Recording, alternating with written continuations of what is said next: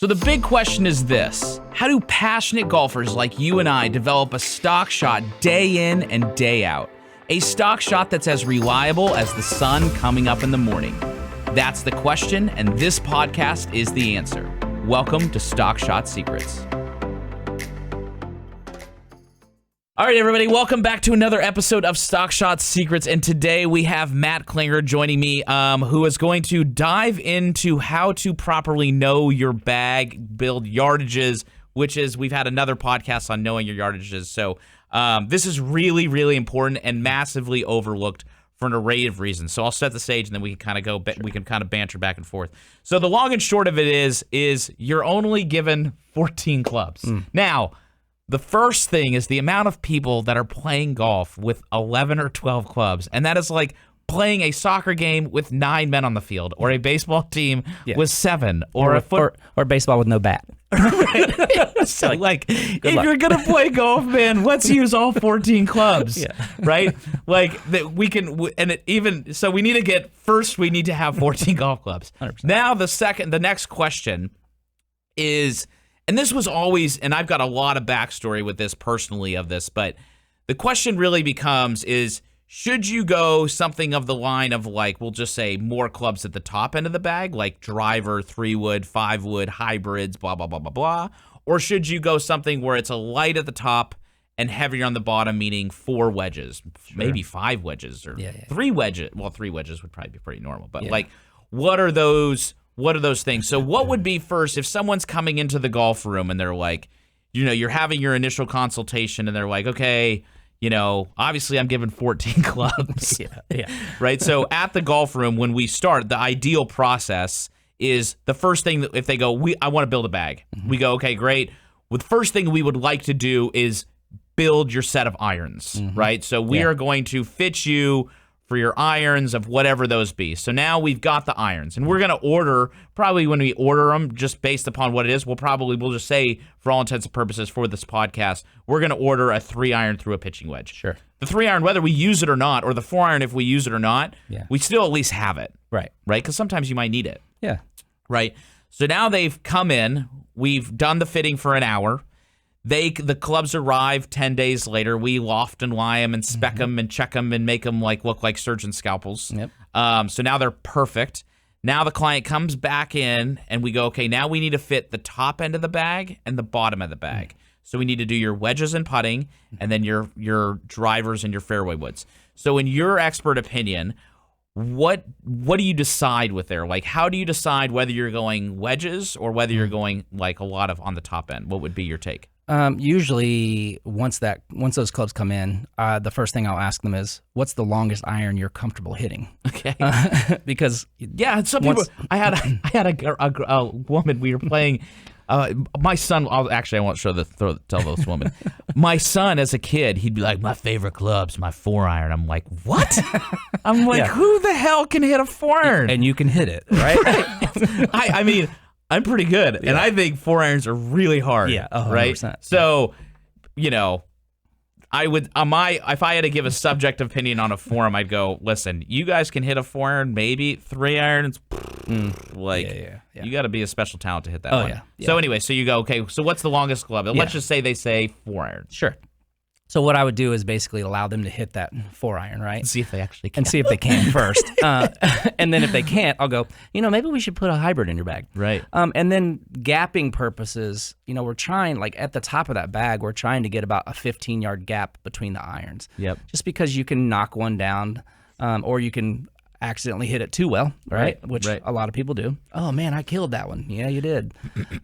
So what we normally do is from the top of the bag, we would say, okay, let's get a driver and then let's fill in between, right? Yep. Because every time we fit a driver, we're trying to get them maxed, right? Yeah. So we're trying to get the ultimate driver in their hands so that they can go as far as they can. And I think as consistent as they can. Yeah, and I think what's interesting about this building of the bag is that, at least from my playing, and obviously I'm still playing, but they kind of chose that 14 club almost like on purpose because, from my opinion, there's a gap somewhere. 100%. Like, if there was 15 clubs, there would be no gap. Yeah. But at 14 clubs, there's a gap. So now the question becomes, do you want the gap to be in your wedges, or do you want the gap to be at, for me, it would be, do you want the gap to be between 220 and 250, or do you want the gap to be, 100 to 60 yards, like whatever it is. So how are you making those decisions with the player? Well, usually one of the first things I'll ask them after we've got the driver and their irons set, right? The first thing I'm going to ask them is almost kind of what tees are you playing? Yeah, what's your golf course like? What's your golf course like? Because I need to know, like, are they playing a short golf course? Because if they're playing a short golf course, I'm going to go heavy in the lower end of the bag. Right. Because they're not going to have to hit a 3-wood into a fairway or into a par 5. Yep.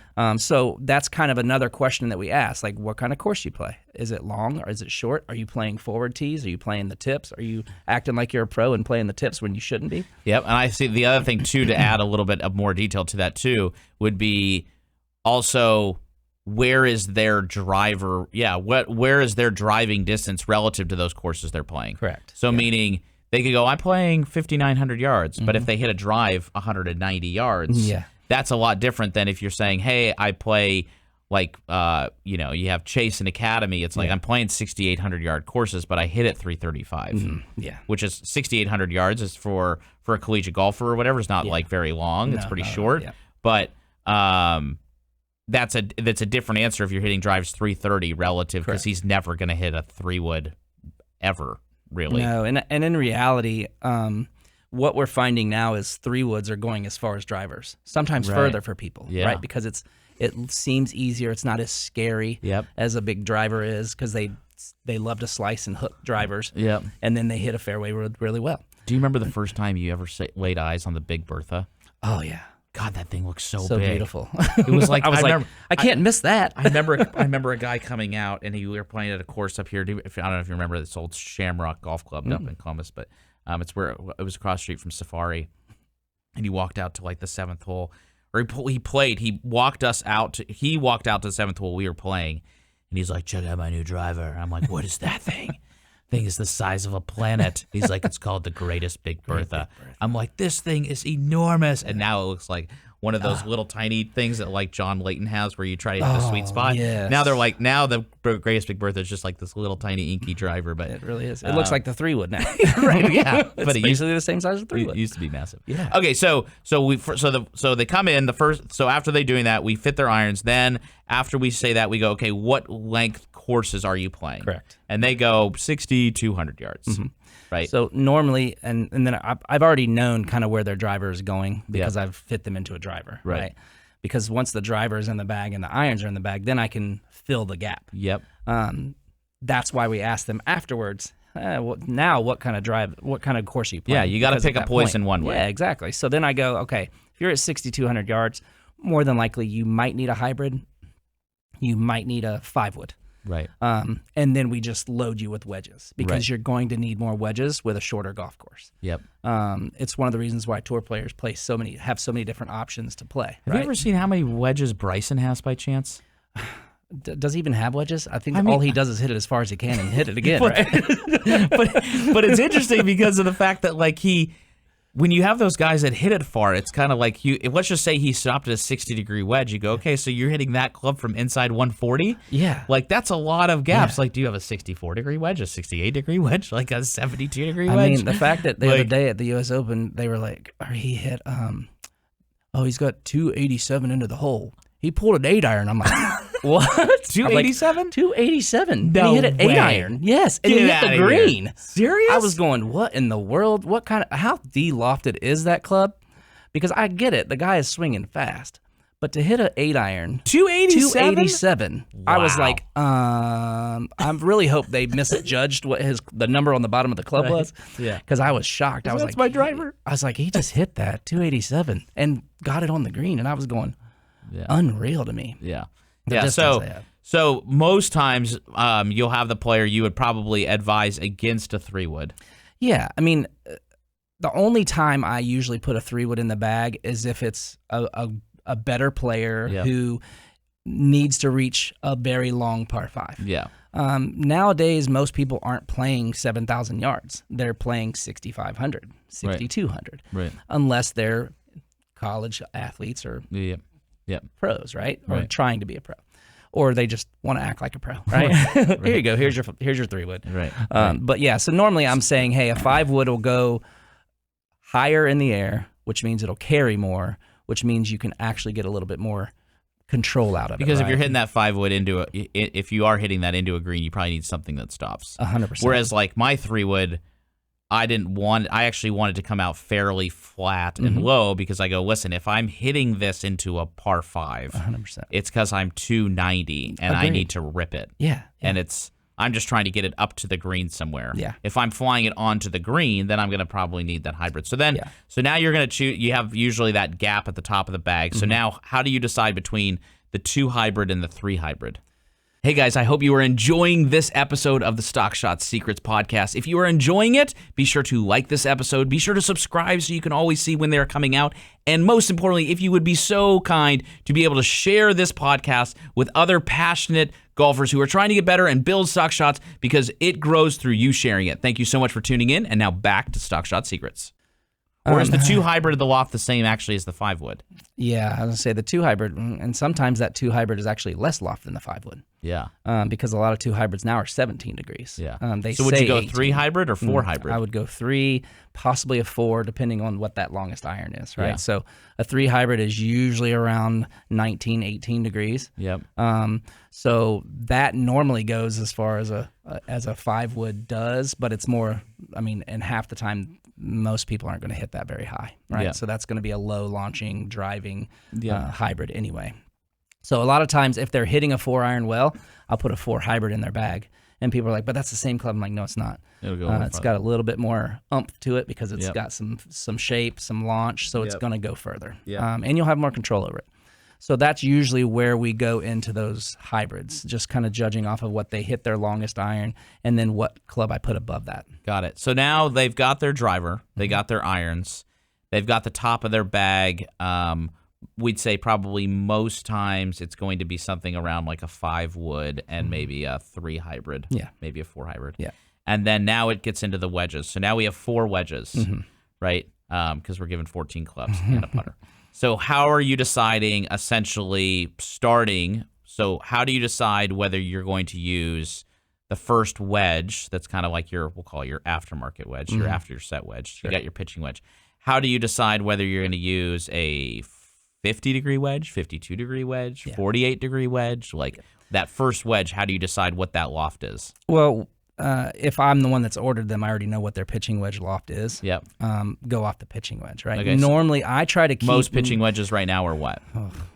35 degrees. Yeah, I was going to say, usually around 42 to 45. Right. 45 is like more old school-ish. Yeah, which was 48. Which used to be 48, yeah, exactly. Yeah. So normally I will go 4 degrees difference between that first one because it keeps it tighter. Yep. And then after that, if they want to go to 5, we'll go to 5. But most of the time I try to keep it at a 4-degree difference because it's about a 10-yard gap. So would you go, so if someone has, let's just say they've got like stealth irons that are 42 degrees, is the pitching wedge, would that be like 42? That's 43, I believe it is. Yeah, so then you're probably going to go a 48. 48-degree wedge, and then I might even move that to 47 depending on how well they hit there. Yeah, depending on what that is.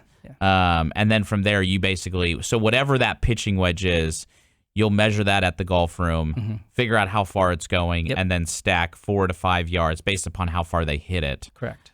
Between each wedge. So if it's a 46-degree wedge, right, then it's 50 degrees, usually 54, 50, 58. 58. Yeah. And then if it's a 42-degree, you might go, depending on how it is, you might maybe even bend it because you're going to have a little bit of a gap somewhere. So you might go, okay, I'm going to bend this to 43 and then go a 48, 52, 56, 60. And in reality, like that. if those who are playing the stealth pitching wedge, if they didn't get the gap wedge, then I will usually say, hey, we probably should order the gap wedge just simply because if they're playing a stealth iron, they probably need that next wedge is not going to be. That's a good question. What makes you decide whether you should be getting the gap wedge in the set, like call it the P790 gap wedge or the stealth gap wedge or whatever it may be, or the aftermarket, MC grind Sure. gap wedge? Like, what makes you decide that for the player? Some of that is ability, right? If the person, like if it's a younger player, right? We have a lot of the younger players who love to hit those stealths because they want to hit it far. If they're a better player, they're going to go into that aftermarket, more blade style wedge. Yep. But for those players who are not as talented, not as their ability isn't as good, then I'll just say grab the A or gap, whichever one they decide to call it. Whichever company, whichever company decides what they want it to be. Grab that one, and then we'll go into the others. Right. And even then, do you think there's a disadvantage to those A and gap wedges for around the green stuff because the bounces are different? Could be, but remember, because of a 42, which was technically a 9-iron, right. Being the pitching wedge, if I put an old school pitching wedge in, it should be around 45, 46, right? And that's something for all of us to know is that, like, I don't know, manufacturers don't like it, but they're kind of lying in the fact that you're not technically, you are hitting it farther because technology's better, but they've really just changed the numbers on the top. Correct. And what I tell them is, and the drivers are way longer. Yeah, which we could talk about that too, and the fact that, like, seriously, you know, ball speeds off the face are just so fast now. And now they're what's the average driver length coming off the market? 45 and a half, 3/4. Gosh, is 40/60 legal? No. What is illegal? I think 47 is technically okay. So, but most drivers that we will fit were like 45 and a quarter at max. Yeah, maybe even under, right? Yeah, 100%. Yeah. For the better players, I try to get them 44 and 3/4. Yeah, maybe even 45 and a half. Most tour players aren't playing above 45. Yeah, and a lot of them aren't even playing above 45. And it's good to know for you guys that when you hit a driver and you're hitting it in the center of the face at 45 degrees or 45 inches, that ball will go farther than a club that's, let's say, 45 and 3/4 that swings faster, but you hit it on the heel or toe. So center of compression makes the ball go further, all things being equal, than more club speed. And more consistent. Yeah, like you hit the center of the face, it's a little easier to hit a stock shot. Stock shots. Yeah, exactly. The center of the face is better for stock shots, people. Good. All right, so then finally to wrap up, what about putters? Mm-hmm. Actually, we'll like really quick in the last couple minutes, putters and then grinds on wedges. Yeah. So we'll go with wedges first. So how do you decide the wedge grind? A lot of times I'm asking them how they're playing their wedges around the greens. I prefer them to have as little bounce as possible. Yes.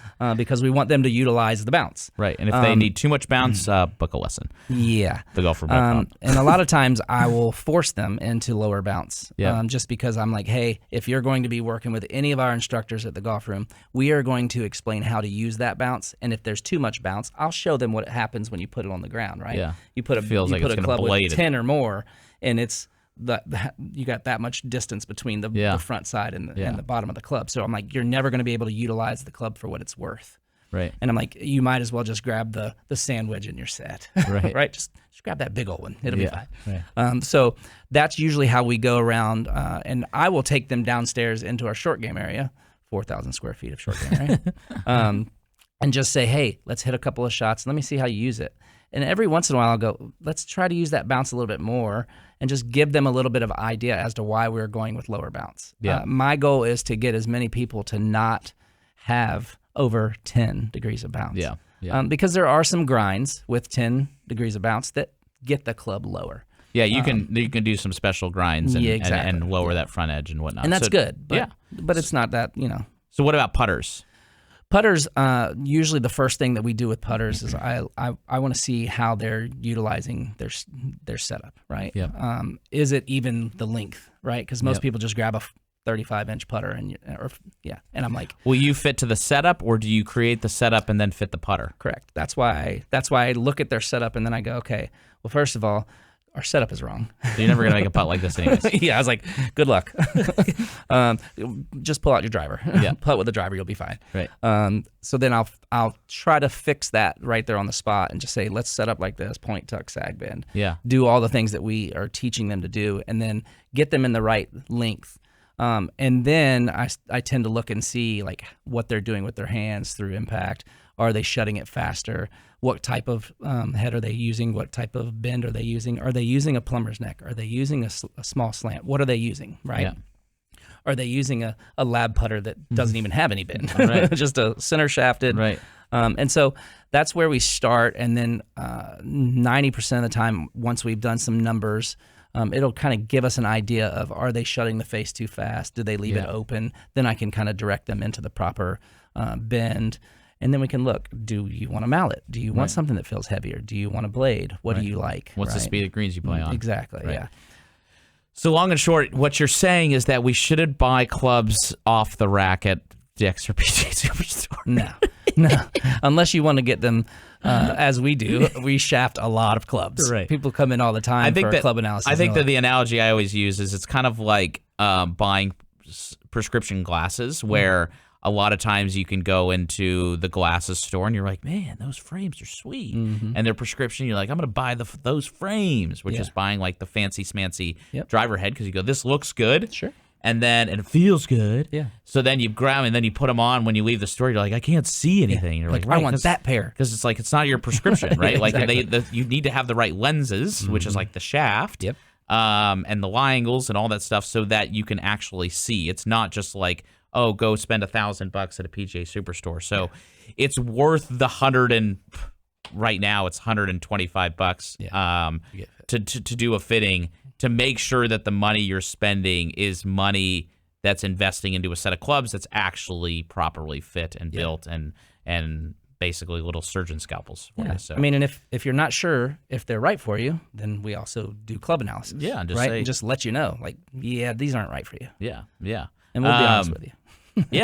I guess in some sense, just to be transparent with it all, is that I think what's different about TGR is I don't really incentivize you to ever sell anything, because I don't want that to be the underlying thing of like, I gotta sell. It's just like, let's just do what's ever best for the customer. Correct. And if that's buying clubs, great. If it's not, great. We don't care. We just want you to play better. Well, I think that's what sets us apart, because we are instructors and fitters. Yeah. Our goal is not to just sell you something to sell you something. Our goal is, if we're going to sell you something, it's going to make your golf swing better too. Yeah. So I've always told that to people every time somebody's like, so what, aren't you just selling? And I'm like, well, I took an oath as a PGA professional that I was going to make you better at golf. Yeah. I'm not going to make you better at golf by selling you something that wouldn't make you better. And then you go, my boss actually does, he says he doesn't care whether I sell you or not. He just wants We'll to just bend what you currently have to 5 flat. That's me. All right. Well, thank you guys so much for joining us and learning. Hopefully, guys, this will help you in learning how to build your bag, so that you have all the gaps and everything else. So essentially, you are not standing over the club saying, I wonder if Grandma's club will work today. Yeah. Right? That I pulled out of the attic. So thank you so much, Matt, for giving us your insight. And thank you so much for tuning in for another episode of Stock Shot Secrets. Hey guys, thank you so much for listening to the latest episode of Stock Shot Secrets. Now, as a listener of Stock Shot Secrets, I want to make sure that you have the opportunity